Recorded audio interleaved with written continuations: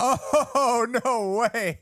Did you catch that? I didn't catch that. How did I miss that? What is going on there, citizens of the Reject Nation? We are about to watch from heavy spoilers, The Last of Us Episode 1 Easter eggs and breakdown. Join with me, of course, the man who's covering The Last of Us series with me, Andrew Gordon, Twitter, Instagram, Agor711, who's got a Firefly shirt today.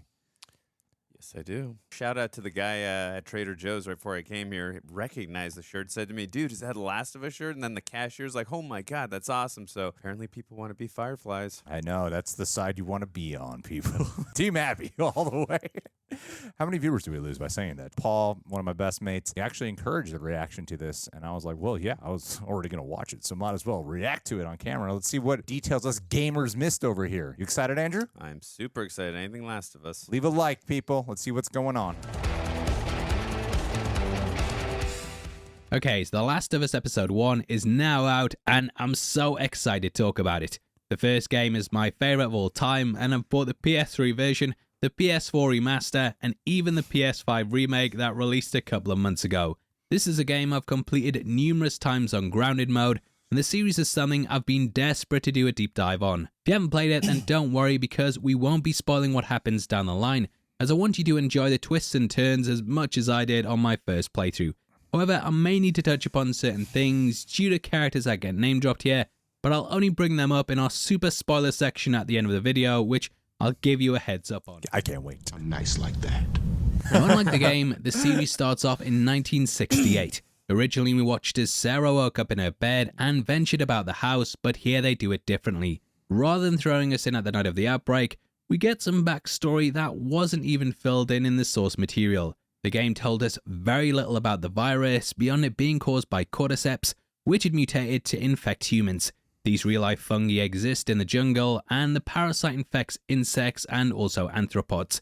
Beginning in 1968 though, we see a TV show in which two scientists do a big theory time about what the biggest threat to humanity is. The first one goes off about how we may have a pandemic level event that's caused by a strain of influenza, which, awkward. Now, both games were made before the pandemic, and the creative team have retroactively added this into the show to comment on it, in my opinion. I think that's a great addition to have it be included. Like, they touch on global warming, they include the whole thing about a pandemic. It makes even the game in retrospect feel that much more relevant and a little bit more timeless in a way. The reason I liked it too is it fills in some gaps, even though like they go into a little explanation. There's some newspaper clippings in the video game that explain a little bit about the cordyceps and how it affects the brain, but like actually getting this full-on explanation from John Hannah. I say that right. I love the explanation. It was a really well-delivered monologue too, but just again, it fills in that gap that now when you play the video game, you have more of a backstory of how the cordyceps work and how it can affect ants, and now when it does hit the human body, how it takes time, like you run from stage to stage. So I thought that was a really nice addition. The scientist mentions how airplanes are a new element that will help viruses like this spread easier, and later on we see several planes flying overhead as Sarah, Joel and Tommy make their escape. They add a lot of focus to them during the truck scene and actually change up how the crash happens. Originally, it was caused by another one hitting them, but they do a fake out in the episode and instead have plane debris causing it. I love that. Now, the scientist played by John Hannah talks about the threat of cordyceps and how climate change could allow the fungi to spread from the more tropical regions of the world to human population centers. He talks about how cordyceps work, and this is something that scientists have studied in the wild. The fungi infect their host, and they then fill them with hallucinations that cause them to act a certain way. A lot of the time, they'll get ants to climb high up into the trees, and then from here they'll kill the host and get them to spread their spores. One thing I thought that was so creepy about the game is that we'd often stumble across the infected whilst they were unaware we were in the area. You'd often catch them sobbing away in corners, and the creative team said it was horrendous being one of them due to the parasite basically infecting your brain. Similar to how the spore ants were set up, the infected would lay down somewhere and die, and they'd become points of infection that could fire spores out into the air. We see one of these later on in the episode, but they do stay their hand and don't reveal the later stages of the infected in this first entry. The character also says this very important line. There's no cures, they don't exist, it's not even possible to make them. That's why Ellie becomes so important later on, because she seems like the last hope to dig humanity out of this hellhole. They end this speech by clearly setting up the stakes and showing why the world ends up the way it does. We lose. That's another thing I love about the game, and whereas we normally watch the outbreak and go from there, we get a massive time jump to see humanity far, far, far in the future. I actually didn't realize that by saying there's no cure in the beginning, that's a perfect way to bookend the episode with revealing that perhaps Ellie might be the cure. Better structuring. Because again, in the video game, we only see Ellie when they meet Marlene, and then she takes them over to Ellie, and then we find out when she's infected, like, oh my God. It doesn't kind of click that she could be the cure for mankind until a little bit later when they do find out that she's infected, and then she shows them the mark. But again, we don't really get to that reveal that, what they're exactly taking her over there for. It happens a little later on. Yeah, no, I agree with you. That was definitely a nice bookend, and I really enjoyed that monologue we got from John Hannah. Just again, it set the stakes and just made you understand of Ellie's importance. After this, we cut to the title sequence, which is presented in a similar way to the black and white one that started off the game. There's lots of symbolism here with a fungus rising up to create a skyline, showing how it's become the dominant force in the world. We also see one creating a face before finally settling on the silhouettes of Joel and Ellie. The theme tune used here is pulled directly from the game, and it instantly sets a tone of this solitary and bleak storyline. Such a good song. You're so good, Gustavo Santaolalla. Okay, so originally the game took place in 2013, which just so happened to be the year of its release. We then got the 20-year time jump like what we have in the show, which took us to the year 2033. The game was littered with calendars marking the date, and in the second one, you could even find a PlayStation 3 with a copy of Uncharted. Oh, I would always find PS3s. But the series changes things up 2003. in order to have the main parts take place in 2023. We start off in 2003, and much like how the game opens, we see things from Sarah's perspective. Now originally, that had the player waking up on the night of the outbreak, which also happened to be Joel's birthday. Here though, we get a full day in the life of Sarah, and the entire time, I was wishing I could sit and watch this with someone who had no idea about the games and be like, does he know? Now Sarah is very much a reflection of Ellie, and they've even given her a backpack which wasn't in the game to make her more closely mirrored to her. She also wears a Hallican Drops t-shirt, which Sarah too wore in the game. That had the 2012 tour, whereas this is the 02 one, so that it doesn't mess too much with the timeline. Neat little Easter egg on it is that all the locations that Hallican Drops toured at are in the order of places that the characters visit in the game. Oh, that's so cool. Now we pick up the scene by starting at Sarah's window, and this is important iconography, as an open window is also something that's used on the game's menu screen. It also ties into something that we'll talk about in the super spoiler section, and this window shot could become something defining down the line. Now in Sarah's room, we see a band poster for The Clash and also Destiny's Child. This is similar to her room in the game, in which she had a Hallican's Drop poster and also one for the in-universe movie called Dawn of the Wolf. The Destiny's Child poster says Survivor, and it's not this child's destiny to be a survivor. Oh no. Too soon. Now, interestingly, the calendar says August, but we do get it confirmed later on that the outbreak happened on September 26, because that's also Joel's birthday.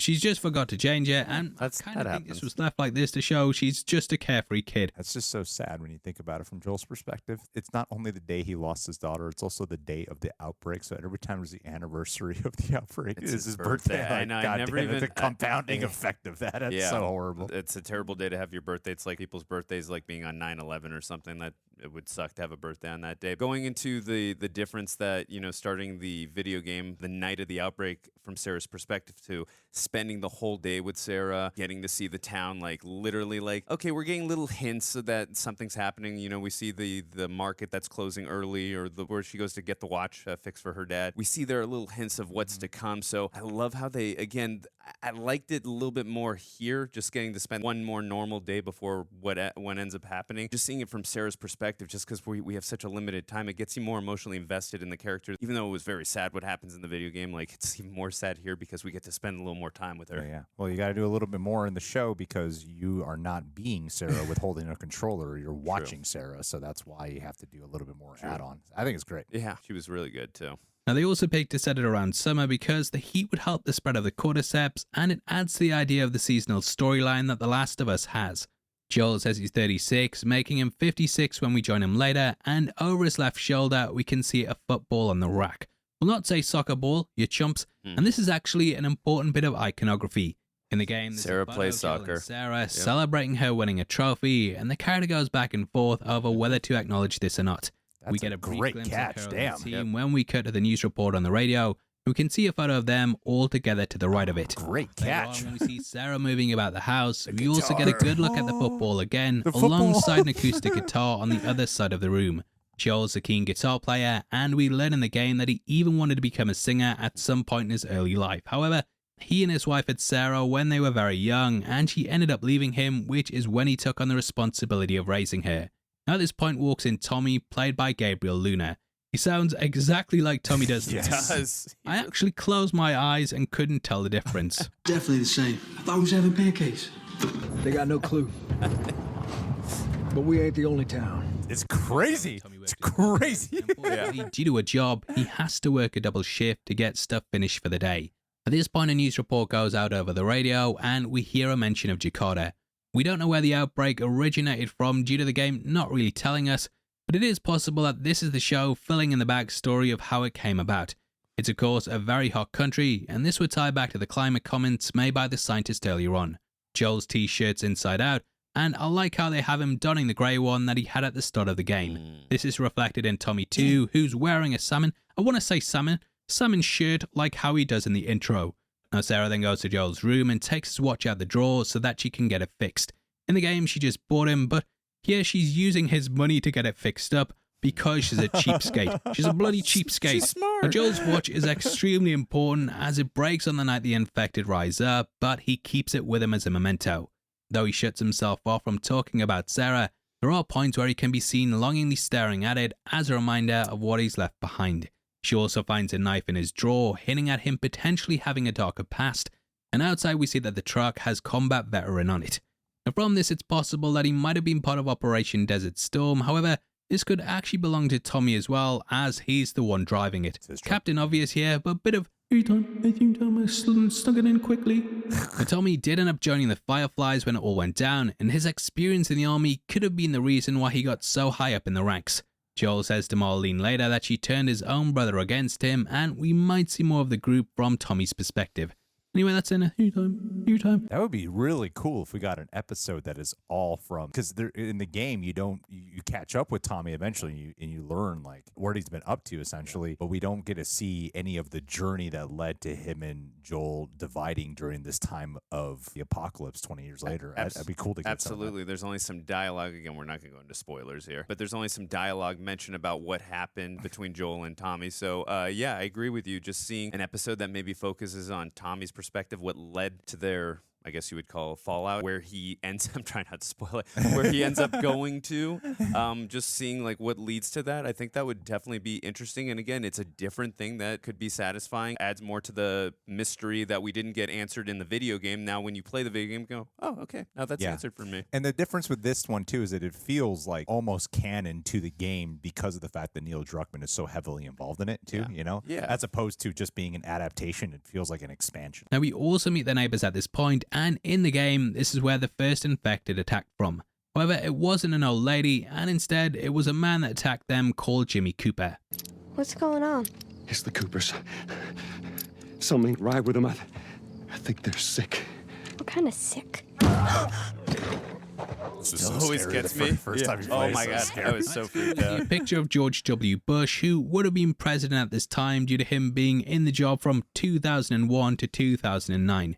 Here we can see that the infection has started to hit humanity, as we can catch a student twitching away, which we later see at the federal camp is one of the signs of infection. The cordyceps attached to someone's brain and That affect was their nervous so system, well done. which is why these little mannerisms start before it takes control. Great build. Love the little detail as Sarah steps off the bus and we can catch an advert for a Nokia 3310, which I think I probably The had Snake back in game. 2003. Snake 2, reigning champion.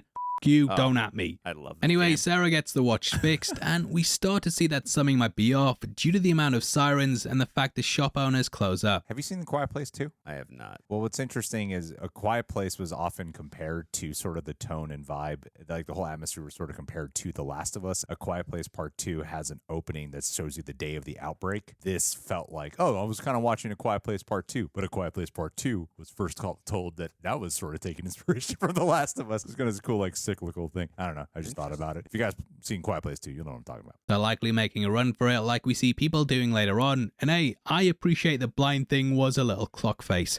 Sarah visits her neighbors, the Adlers, and she asks to borrow the DVDs, Curtis and Viper 2. Yep. This Last is a of Us film 2. that later popped up in The Last of Us Part 2 during a conversation. Has some big spoilers that kind of riff on this that I'll save for the super spoiler section, and I'll also go through what was said in regards to the plot of the movie. Now, Sarah later gives this to Joel, and the reviews say it's one of the best performances I've ever seen.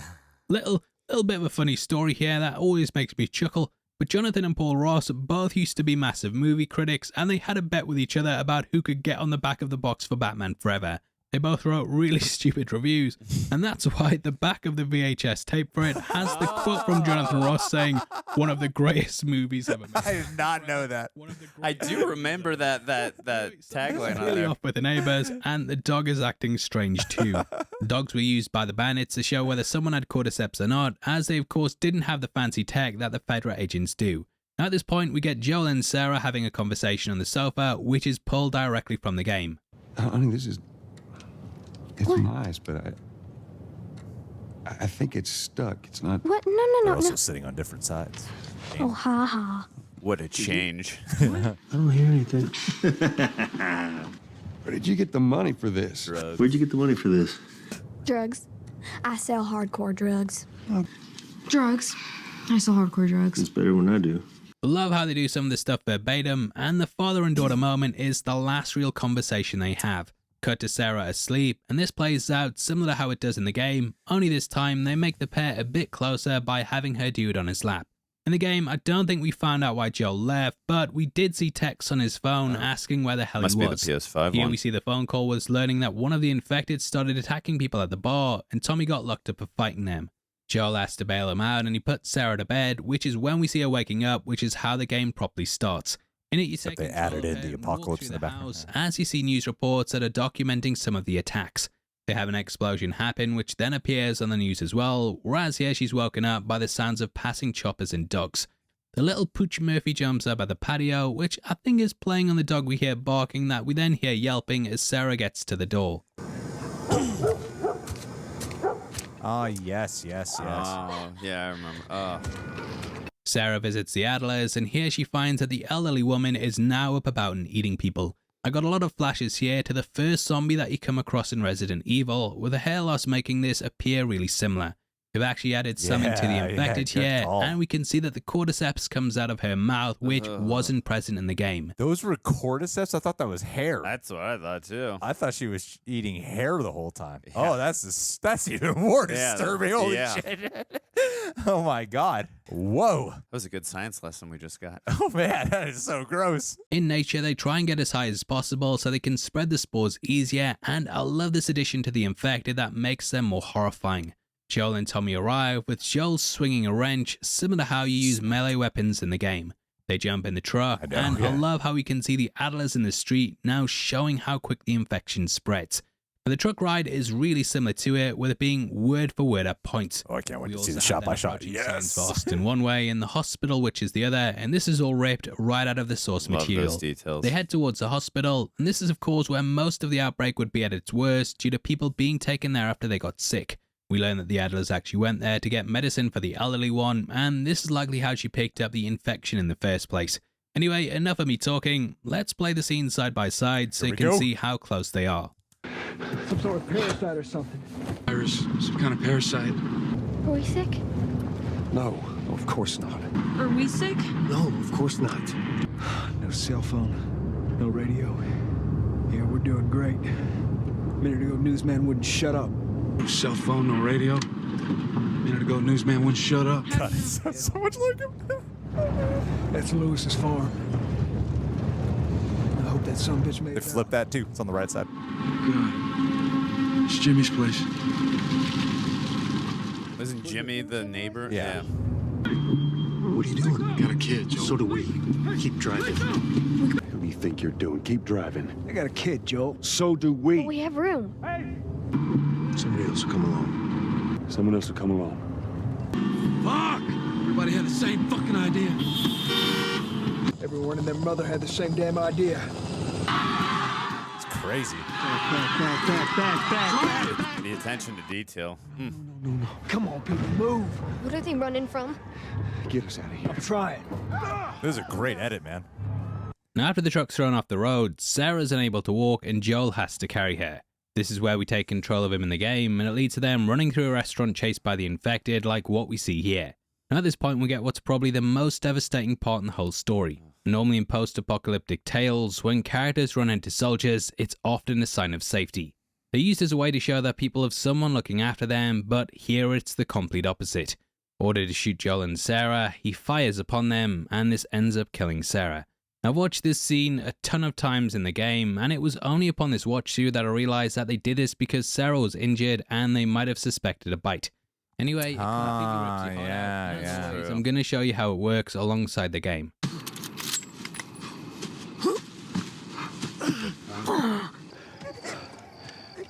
Oh no. That was a different gun that Tommy had too. Move your hands, babe. This is a fantastic breakdown. Oh my God. Okay. I know, baby, I know. God. Listen to me. I know this hurts, baby. You're gonna be okay, baby. Stay with me. No. I know, baby. I know. I know it hurts. I'm gonna pick you up. I know, baby. I know it hurts. I know this hurts. Baby, listen to me. I gotta get you up. Come on, baby, please. I know, baby. I know. Sarah. Joe. Come on, baby girl. Come on, baby girl. I gotta get you up. Baby. Don't do this to me, baby. Don't do this to me, baby. Come on. Come on, get up. Come on, baby girl. Come on. Completely gut-wrenching, and it's the defining moment in Joel's life that changes him for the worse. Again, the actors, the scenes in the game are so memorable. Got to give credit to actors when it doesn't feel like they're just doing impersonations or just doing, some type of recreation. Like they're making it their own, truly. Secondly, this is not even a nitpick or a criticism whatsoever. There's just one little detail that's always stood out to me about what the game did in that moment that I've preferred that versus what the show did. Again, not a criticism. Totally loved how they handled the show. When they do see Sarah who's dying and then the camera doesn't cut, it pans over to Tommy. And Tommy's like, Joel, and then it pans back and you see she's dead. Would I have liked that to be in the show? Sure. That to not have it cut back? Yeah. I don't know. That's just something I want to point out that I slightly prefer just if it was in one take like that. It hits you a little bit harder. Yeah, I can totally feel it. Like it harps more on the moment. They're both handled very, very well done. Yeah. But I thought he made a great point. I mean, I played the video game, and I apologize to anyone who thinks I'm really stupid for not just thinking about this in the moment. The 50 million times I played the first game, that the soldier, the reason he got the order to kill Sarah or to shoot them was because Sarah was injured, and he mistook that for her being, possibly infected. And I really never put that together. I just figured, they don't know who's infected, so they're going to just kill anyone in that area. That's not what I just figured, but that makes even more sense. It's great attention to detail. The scene is the key to understanding the character, and it sets up basically everything that's to come. Now from here we get a time jump of 20 years and a big section that wasn't in the game. Here we watch a child out in the wilderness making their way to the federal camp, which is located in Boston. The red shirt reminded me a lot of the girl in Schindler's List that we see moving through the devastation. Great catch. Damn. Aside, similar to what we see Joel doing. His role is also very similar to some characters in The Stand, with there being body disposal crews that had to get rid of the dead after the world had destabilized. But this child's found to be infected, and the Fedra soldiers end up euthanizing them. Fedra is basically the remnants of the federal government, but they were seen as fascists in the Last of Us universe. They had strict rules that sentence people to death for very, very little, and in the game we're first introduced to them forcing people to their knees and shooting the infected. Now because of their strict rule, many resistance groups rose up, including the Fireflies. Several rebels rose up and they propped up their own leaders, which, if they were better or not, is another question entirely. Now I think here they're painted out in a better light, and though they kill the kid, they do it mercifully and even lie to make it seem like they're gonna be taking care of them. Now what's very bleak about The Last of Us is that there's barely any kids in the entire thing. Most of the people we follow are middle-aged, and as they say, children are our future. The fact there's so few kids shows how doomed humanity is, And Ellie represents not only the hope in the cure, but also in the fact that children can make it in this world. That was one of my favorite details, too. Tess is talking with Joel later on and says that one of the kids that beat me up, they were born after the outbreak. Like, a big part of it is their social behavior. They might not be as well equipped in a lot of ways, you know? Yeah, because they're born post-outbreak. Outbreak. Yeah, no, it makes total sense. And we also see a poster that breaks down the full time to infection, and we can see that Ellie's bite would be roughly 2 to 8 hours, with one being on the foot, giving someone a day. One to the neck and face gives someone 5 to 15 minutes, which explains why the Adlers got up so quickly in the truck scene. Interesting. The kids killed after the scanner flashes red on them, and this very much foreshadows the fate that would have come to Ellie had Joel not saved her life. Yeah, it's great heartbreaking because we don't really know what the red symbol means, and part of me was hoping that the kid made it out after the guard said you're safe. Sadly though, we see her body in the back of a truck, and this is how we're reintroduced to Joel and where he is now. Carries the body almost like how he did with Sarah, and dumps them on the fire, showing no attachment at all. At this point, we see ration cards being handed out. These also appeared in the game, and they look identical to how they did in that. We then cut to shots of the city, and also get a curfew sign. This pops up in the game as well, and it's identical to the one you see when you first walk around Boston. We see some of the citizens and catch a guy in an Al Gore Lieberman campaign shirt from the 2000s election campaign. Don't know why he's wearing this, but they could possibly be reminiscing about a world in which Gore was in charge because of all of his climate change stuff, or they might be the only clothes they've been able to get a hold of in the last 20 years. They probably haven't been reproducing new clothes. Because they could cause dissent, and we see how people are hanged for leaving the QZ. This is something that Joel does regularly, and he works as a smuggler. We catch a Fedra soldier twitching, but it's not because he's infected, and Joel in fact ends up selling him pills. In the game, this is something that Tess is coming back from when we first meet her. So I'll take one guess. The whole deal went south and the client made off with our pills. Is that about right? The guard shows up later on when he catches them outside, and I love this addition to the series for when he pops back up. We pretty much don't spend any time with the guards beyond chucking them out in the game, and it shows how they're all working in shades of grey, with them wanting people to exit the QZ whilst also killing those that do. He then brings up the Firefly attacks, and these end up freeing Tess from her captives. We see a big bit of graffiti for the Fireflies on the wall, and this is similar to the radio messages that Marlene was putting out in the game. Remember, when you're lost in the darkness, look for the light. Now from here we jump to Tess in a moment that we weren't really privy to in the game. Abby's dead. In that we start with Joel waking up, and she shows up to the apartment beaten up after 2 people were sent after her by Robert. Now, it turned out that Joel and Tess had sold him some guns that the Fireflies also got. Here though, it all centers around a truck battery. I actually prefer it with a battery being something they can use to get a car to get out of there, and it kind of ties back to the backstory with Tommy. Now they do change things up from the game, and the first part in the future follows Joel and Tess as they hunt Robert down. Eventually they catch and kill him, which is when Marlene arrives, and it's this that leads into the Ellie mission. Interestingly, Marlene's played by Mil Dandridge, who just so also happened to play her in the game. I actually think that like them cutting it out made sense story-wise too, because I feel like they're more selective with the violence here in the show. I'm getting that just from the first episode, that they're more selective with their violence. In the game, it's almost as if they set up that mission so you as a player can get acquainted with how to shoot, how to kill, how to melee, and do all that stuff before getting into like the real missions, you know? And so it seemed like it was necessary for the gameplay, but for the show itself, I guess we don't actually need this Robert mission that they completely excised out. Yeah, in terms of servicing the story for the TV show and then setting up the whole Tommy bit and like, you know, for the car battery and all that, no, this makes a lot more sense. And there might be things like, in the 9 episodes we watched, there might be things I'm like, I wish they didn't cut that out, or maybe, I don't know. I have not watched all 9 episodes, but I will say that the choices that they made in episode 1 thus far, I was like, okay, I didn't mind that they cut that out. Okay, this was a nice addition. Okay, that was the right choice. I just thought it was flawlessly done the first episode. Now here we pick up with Tess tied up and Robert begging her to let things go. It shows how much of a G she is, and in the game, she killed the captors herself. The Firefly explosion allows her to escape, and this is riffing on the scene in the game when they got across a checkpoint and one blows off, which makes Tess and Joel flee through the tunnels. Now from here, we jump to Ellie chained up. She's currently being observed due to being bit, and we see her standing in front of a window again, calling back to that iconography. Naughty Dog have added in their own Uncharted Easter egg, and Ellie's wearing the same shirt that young Nathan Drake had on in Uncharted. Oh, no way! Did you catch that? I didn't catch that. I never played those games. Batteries fall. He returns to the apartment. How did I miss that? Bed, hearing echoes of his brother screaming. Joel, Tommy, and Tess had to do horrendous things in order to survive, and we might even get the backstory filled in beyond what we got in the game. Cut to Joel waking up, which is where we pick up after the time jump, and we see Tess telling him about Robert in a scene that echoes how we first meet her. They mount up and decide to head out, which is when we cut to Marlene, leader of the Fireflies. We then see them planning attacks with a map on the table. Her forces are starting to ask questions about why people are dying and why there's a random girl locked up just down the hall.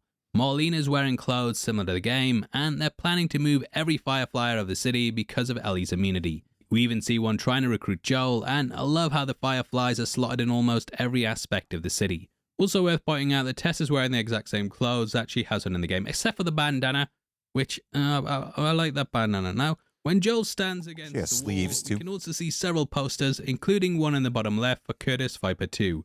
At this point, Marlene goes to Ellie, and she throws her bag over.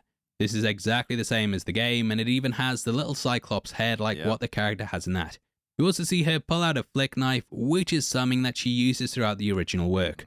Marlene gives her the keys to her handcuffs, and she brings up the Federal Military School.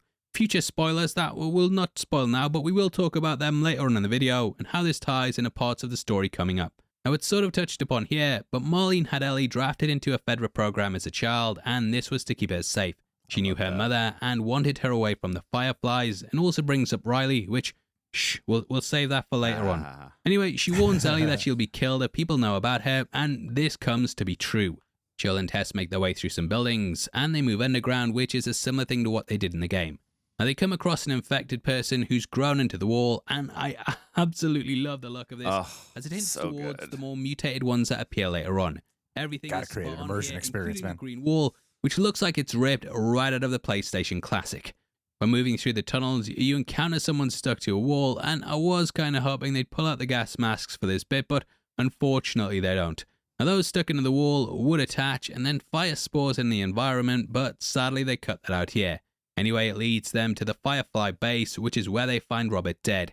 In the game, it was Tess who shot him, but either way, he gets capped in the same place.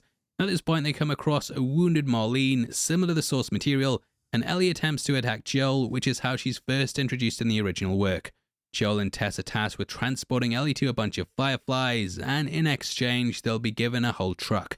They agree, and we get a scene in which they rest up in a room whilst the rain pours down. This is similar to how it played out in the original, with them all laying low here for the first time, and Joel getting some shut-eye. Ellie finds a note detailing code words, and throughout the game, you'd often come across notes with crude scribblings in them, detailing things like safe codes, backstories, and information about the groups you'd encounter. This is inside a Billboard book, and it details how songs from each decade detail whether there's a new stock in. Now, the 80s have a big X next to them, and we learn that this means danger. This is very important, as come the end of the episode, we hear a song detailing the danger that they're heading into. Oh my god, you can see that the idea. page is open on the 1970s, and at the top you can catch The Long and Winding Road / For You Blue. Released by the Beatles, this single had For You Blue as the B-side to it, and The Long and Winding Road could be a little nod to the big journey ahead of them. Big reach. No, it's that's been not left reach. behind I by agree. Bill and I Frank, agree. who we'll talk about more in the spoiler section I've been teasing. Now, Joel falls asleep, and we get some repeated lines from the game. You mumble in your sleep. You mumble in your sleep. Now, that night they sneak through the streets, and I remember playing this and it being so intense as the trucks move past and spotlights rain down outside the wall. You sneak underground and then pop up like what we see here, and have to avoid searchlights as they pierce the surroundings. Love the juxtaposition of a big sign that says welcome, which is of course something that the shadows of the Federal soldiers completely go against. We then get this line from Ellie. Holy shit. I'm actually outside. Holy shit, I'm actually outside. And they also sneak through a pipe, which is Bella a lot Ramsey like the is sewer great. ones that you ended up crawling through. At this point, they come across the soldier, love whereas this in the edition. original, they were caught by two. In the game, Ellie attacked them upon being scanned, and Joel and Tess jumped and shot them respectively. Here, though, he gets a PTSD flashback of Sarah's death, which triggers him into attacking. I actually think this works better, especially with a soldier returning, and it shows that Joel's even willing to attack people they know if it rubs him the wrong way. Well, you see, that's what I mean by the additions and changes, specifically that. Like, those are just guards in the game. But here, when I say like they're making the violence count more, that's what they're doing. They're making the deaths really count versus, just killing off some random people. And it serves Joel as a character. Yeah, too. for sure. And in the game, I would say just again, Joel's a character where he keeps things bottled in. So to actually see like the PTSD and the trauma of what happened with Sarah, like being let out, and then also having Ellie actually see this side of Joel this early on in the relationship, I thought again, very interesting choice. Like you said, it services Joel as a character, gives him some interesting development. To me, comes off as someone who's willing to do whatever it takes to protect, and also just the PTSD side of it, just what he's dealing with 20 years of living with his daughter's death. Just, again, I loved it. They discover Ellie's bite and she says, Look! This is 3 weeks old. Nobody lasts more than a day. It's 3 weeks old. No, everyone turns. I actually like that delivery in the game. Shitting. It's 3 weeks. Now the alarm rings and the group head through the fence, which is when we cut to the radio to hear the song Never Let Me Down Again by Depeche Mode. It contains lyrics like I'm taking a ride with my best friend, sort of playing into the show. Now, this signals the incoming danger as we watch the group head to the Twin Skies. Love that shot. I know, yeah. Over the top of this, we hear the cry of an infected, and we end the episode with a lingering shot on them. Now, we've hit that long-awaited super spoiler section, and from this point on, we'll be covering things from both games, so if you haven't played them, then thanks for sticking with me. I'll see you next week. You better be back, mate. You promised you would. Anyway, yeah, spoilers. Just wait for everyone to leave. Right, okay, they're gone. Now, the first point is Joel's guitar that we see in the beginning of the episode. This is how the second game opens, with him strumming away on it. It's also how the second game ends, with Ellie playing on it too, but she's unable to properly do it due to her losing her fingers. We also get a lingering shot of the window to close the game out, which is very reminiscent of how the scene with Sarah opens, which of course ties in with the menu. Now in the episode, there's of course the mention of Riley as well. Didn't want to spoil it for those that didn't know, but you're here now, so you've either played the game or you don't care.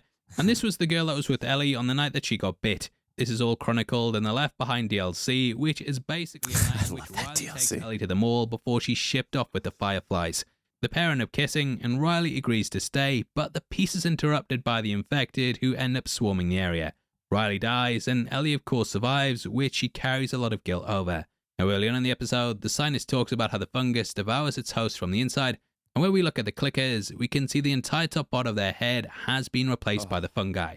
The scientist also explains how due to the fungi being something we use for penicillin, that it can maintain a host for a prolonged period of time. In the game, we of course meet the infected decades down the line, and we can see just how far they mutated. There's also a mention of a radio tower in the episode, which is where I'm guessing they'll head to after they meet Henry and Sam. This was the location they camped out at, and it's probably going to be somewhere that appears later on in the series along with all the Riley stuff. Not really an Easter egg, but Sarah's played by Nico Parker, who's also the daughter of Thandwi Newton. HBO! I was just thinking about Thandwi Newton today too. Or gas masks in the series. Neil Druckmann said it's because if there were spores in this world, they would spread everywhere, and everyone would have to wear masks all the time. Fair point. That kind of sucks, as I love the aesthetic they brought in the game, and I think people could have suspended their disbelief, or probably not have even had that cross their mind, because we're living in a world of zombie fungi.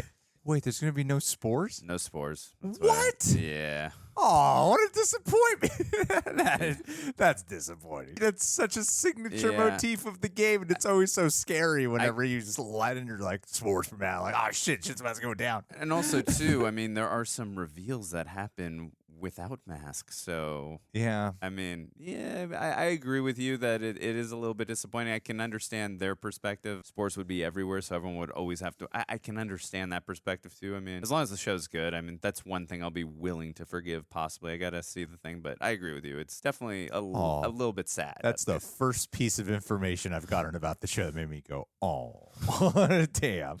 Besides Sarah. To me, it would have given the infected encounters a sort of upside down from Stranger Things feel, but alas, 'tis no more. Now, as for Curtis and Viper 2, this is the movie that Joel and Sarah were going to watch together the night that she died.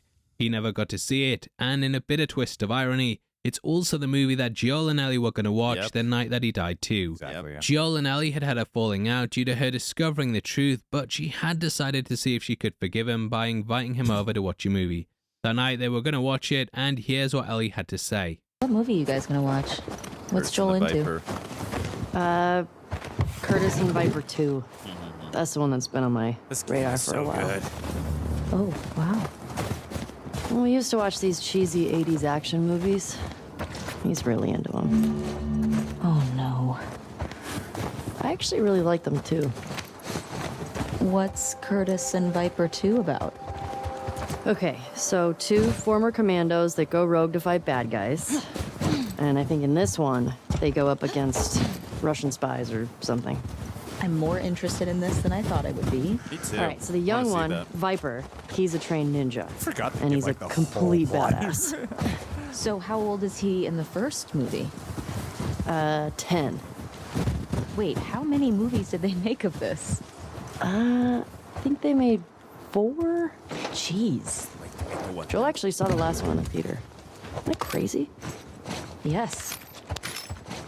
Lastly is Bill and Frank, the former of which we know will be played by Nick Offerman. He's someone Joel and Tess have had a long-standing relationship with, and upon reaching him, Joel and Ellie are escorted to a school in order to get a car battery. They don't get it, but they do find Frank, who we discover was bit, and he unalived himself, which I have to say, because YouTube's been ridiculously strict with the demonetization recently. Oh yeah. The pair were lovers, but they grew apart, and Frank fled in order to get away from him. Anyway, I think that's all the spoiler Easter eggs too, and I really hope that you enjoyed the breakdown. I had a blast putting this together, and I'm so glad that HBO have done justice to the game. I was worried they might mess it up, and though it's very, very early days, I think this first episode was great. Really captures the feel of the source material, and as a fan, I couldn't have asked for more. Obviously, I'd love to hear your thoughts and whether you agree or not, but for me, yeah, this was a great way to start the series. Dude, that was an amazing breakdown. Very informative. There were some science things I learned, like what we thought was hair coming out of one of the runners ended up being actual notes. It's cordyceps. Yeah. So I was like, oh, that's cool. I'm going to look at it now as a little bit of Starship Troopers, like the brain bug when it's coming out. Like, oh, okay. Preparing to attack with. That was gripping. I learned a lot. It was edited really well. There were things I kind of forgot about. Yeah, and also too that one little Sarah detail of why the soldier was given the order to shoot them. Like, I never even thought about that. I played the game a million times. Never There's thought a lot about of that. this one. This was amazing. This is one of your really one of your best videos. That was really good. This is an amazing ass video. All right, guys. Well, subscribe to Heavy Spoilers, the king of breakdowns. You can subscribe to us as we continue our Last of Us journey. John and Tara Erickson watching Last of Us as well, not having played the game. So getting 2 different kinds of reactions here. All righty, guys. Thank you for being here. Follow Andrew on social media. Talk to y'all soon.